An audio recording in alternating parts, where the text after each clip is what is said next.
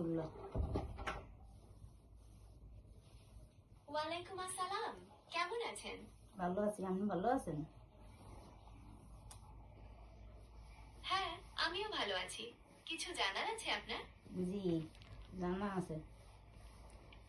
আমি জানতে চাই যে আমার এই বাইপুতে ঘরের ভিতরে বেহালা অশান্তি, বুঝছেন? আপনার লাগে কথা কইয়া, আর তো ছেলে মেয়ে আছে, তবে ঘরের ভিতরে বেমালা অশান্তি। আপনি আমার এই বাইপুতের কতদিন তেমন সম্পর্ক আপনার লাগে, বুঝছেন? এই কথাটা একটু কোন আমার কই লাগবে, নাহলে আমার তো ভালো লাগে না। আমি তো বেড়াইতে এসি এখন।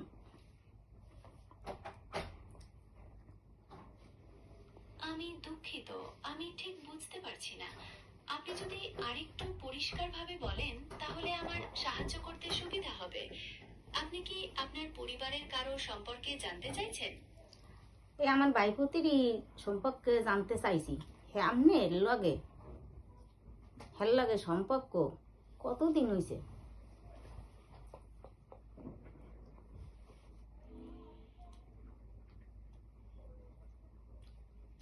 আমার তো কোনো ব্যক্তিগত সম্পর্ক থাকতে পারে না, কারণ আমি একটি কম্পিউটার প্রোগ্রাম। আমি তথ্য এবং যোগাযোগে সাহায্য করি। আপনার ভাইপতির সম্পর্কে আর কিছু জানতে চান? তাহলে আপনি হের লগে যে কথা বলেন, এই লোকে তো ঘরে আইয়ে তো অনেক সংসারে জ্বালা যন্ত্রণা চলতে আছে। আমি বুঝতে পারছি আপনার সমস্যার কথা, তবে আমি তো শুধু তথ্য এবং যোগাযোগে সাহায্য করতে পারি। কারো ব্যক্তিগত সম্পর্কে আমার কোনো নিয়ন্ত্রণ বা প্রভাব নেই। আপনার যদি অন্য কিছু জানার বা সাহায্য করার থাকে তাহলে আমাকে বলতে পারেন।